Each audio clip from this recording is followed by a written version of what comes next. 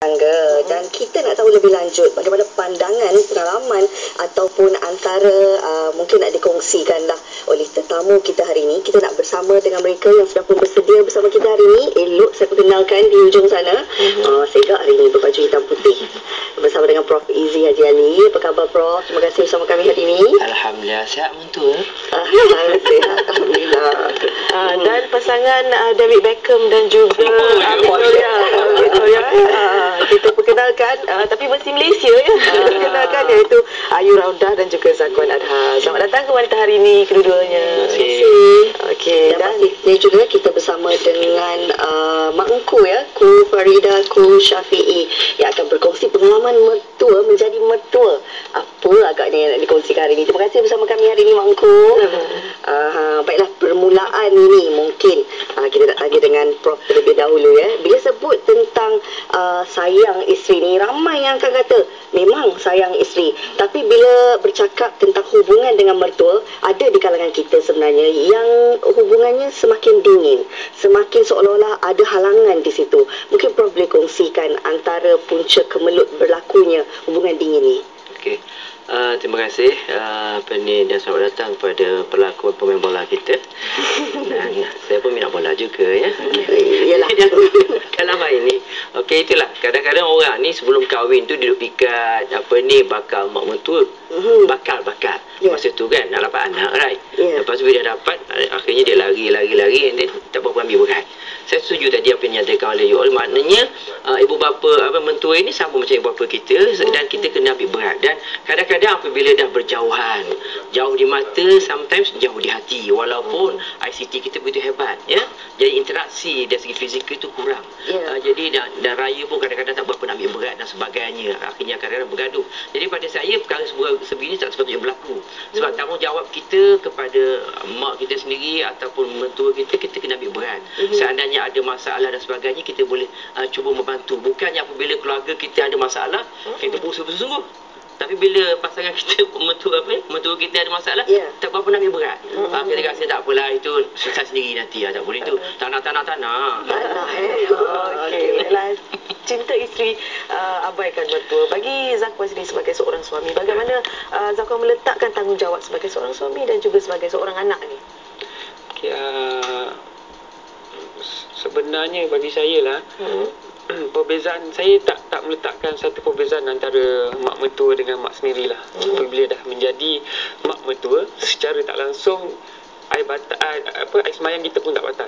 Jadi saya menghormati, menyayangi mak mertua saya sama dengan saya menyayangi mak saya sendiri. Jadi saya menganggapkan mak mertua saya tu tak ada satu batas yang saya boleh nak bezakan dengan mak sendirilah. Maknanya kata kalau saya sayang mak saya, why not saya tak boleh sayang mak mertua saya. Jadi kalau saya sayang anak dia, dah tentu saya sayang mak dia juga. Tapi kalau kita lihat sebelum perkahwinan ni, kita ibaratkan sebagai mertua ini sebagai orang yang asing yang belum lagi masuk dalam ahli keluarga. Bagaimana Zakwan menerima? Susah juga kan nak menerima orang luar ni, nak jadi mak bapak sini, mak bapak sini lain lah kan. Betul. Memang mula-mulanya kenalan saya dengan isteri, berjumpa dengan time tu bakal mak mertua lah. First impression saya cakap, sombongnya mak mertua saya, garangnya muka kan.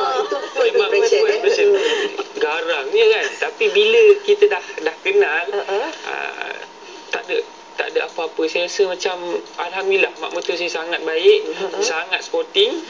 Dia memahami lah kerja saya. Jadi benda-benda macam tu yang buat saya sangat hormat sangat dengan mak mertua saya lah. Tadi sempat berborak dengan Zakwan ni, dia kata masa perkenalan tu dah boleh masuk dapur mak mertua dah. Atau kira dah ngam dah lah tu. Okey, bagi Ayu sendiri kan sebagai seorang anak dan juga menjadi seorang menantu, tentunya mahu mengekalkan hubungan yang cukup baik dengan pihak mertua. Apatah lagi bila tengok Zakwan sendiri boleh menerima keluarga Ayu seadanya, mungkin Ayu sendiri merasakan tidak terasing dalam keluarga Zakwan. Memang salah satu sebabnya bila suami dah baik dengan family kita, of course kita sendiri akan jadi baik. Macam kalau bagi saya, kalau kita jaga mak bapak atau mak mentua kita dengan baik, dia akan jaga mak bapak kita dengan baik. Macam tu. Apa yang kita buat akan dibalas macam berkait. betul. Bila suami sini dia walaupun kita apa orang kata, dia akan simpan, oh mak aku kau buat macam ni, okey tu mak kau. Itulah benda tu kan. Berdendam. Jadi benda tu yang kita nak mulakan daripada awal. Betul. Kita kena buat, kita jangan nak dapat reward dulu. Kita kena buat dulu. Buat benda yang baik, kita akan dapat benda yang baik. Maksudnya tiada perbandingan dan perbezaan kat situ ya. Okey. Sedangkan lidah lagi kita gigit ni pula suami isteri. Ni kan pula mak mertua dengan pak mertua. Bagi Mak Engku sendiri bagaimana meletakkan topik ini, Mak Engku? Bagaimana situasi di antara menantu dan juga mertua ni? Sayangkan anak tapi mertua dia abaikan. Bagaimana tu? Saya sama juga pendapat macam Prof tadi. Biasanya bagi saya ada dua menantu lelaki. Saya belum ada menantu perempuan ya. Jadi bagi saya menantu itu tak ada istilah mak mentua lah, senang cakap. Kalau dia ada ibu tapi jauh, dia dekat dengan ibu mertua, maka ibu mertua inilah ibu dia. Saya tak pernah bezakan antara anak sendiri dengan daripada anak sendiri. Itu menjadi menantu. Itu ini cakap apa ni? Saya cakap tengok malam hari ni punya program, tengok bagus. Kita kena jujur. Okey. Itu terpulang pada pandangan dia sendiri. Bagi saya, kalau saya sayang anak saya, ada hadiah untuk anak, ada untuk menantu. Tapi kalau menantu itu lelaki, mustahil lah kalau kita nak manja sampai duduk atas riba. Tak gitu. Betul, Prof? Jadi adalah batas-batas dia. Jadi kita jadi kalau dia nak sepenuh macam ibu kandung dia buat dia, tak mungkin. Setakat menantu, dia tahu di mana tempat dia sebagai menantu, dan saya mertua tak ada beza. Tapi saya kadang rapat dengan menantu. Alhamdulillah, sangat baik hubungan antara menantu dan juga menantu. Kita ada seorang pemanggil di talian ketika ini, Puan Tania, nak berkongsi pengalaman dan kisahnya sendiri. Hello. Hello. Ya, Assalamualaikum. Saya nak berkongsi lah pengalaman ni. Saya kenal dengan husband saya dah 2 tahun baru kami berkahwin. So dalam masa 2 tahun tu dia sangat rapat dengan mak saya. Sangat rapat dengan family saya, berjalan ke sana ke sini. Tapi bila selepas kahwin, dia tak suka saya pergi rumah mak saya. Bila mak bapak saya datang, kadang dia duduk dalam bilik. Bila family saya datang, dia duduk dalam bilik. Padahal saya layan mak mentua saya dengan baik. Saya layan mak ayah dia dengan baik. Tapi kenapa dengan mak bapak saya, dia macam lepas kahwin ni dia macam tak suka. Puan Dia Tania, tak suka. Bila saya tanya dia kenapa kan, dia kata saya fikir bukan-bukan, saya yang cakap bukan-bukan. Tapi saya nampak perubahan tu. Okey, Puan Tania pernah duduk berkomunikasi dan juga cuba menyelesaikan? Pernah, tapi suami saya ni dia jenis dia je yang betul. Orang lain tak ada peluang nak cakap. So saya sabar je lah. Mak saya banyak kali datang buat happy kan, rasa macam sayang dia kan. Tapi dia macam balas, yelah mak, yelah macam tak ikhlas lah. Kita nampak dengan muka dia. Dia memilih orang lah nak datang. Dan kan dulu dia rapat sangat dengan mak bapak saya. Saya pelik. Okey, mungkin Prof ada soalan yang ingin ditujukan?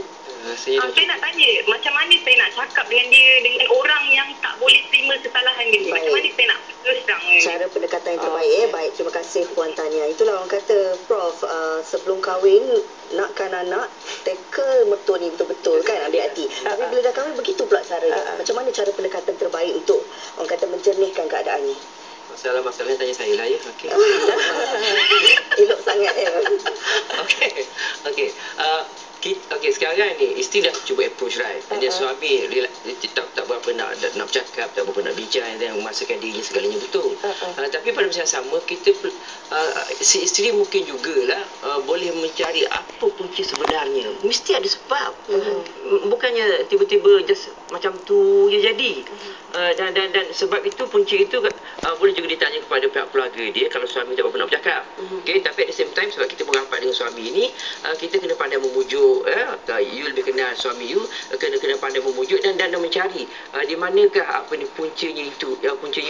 Sebab kadang-kadang lelaki ni mungkin dia reserve sedikit, dia tak berapa nak beritahu, tetapi isteri jangan mudah kecewa, dan pasangan sana juga ataupun mak mentua juga jangan mudah sangat terasa hati, sebab kita mengharapkan kita punya konsep air jatuh ke batu, insyaAllah akhirnya dia akan kata orang pecah juga.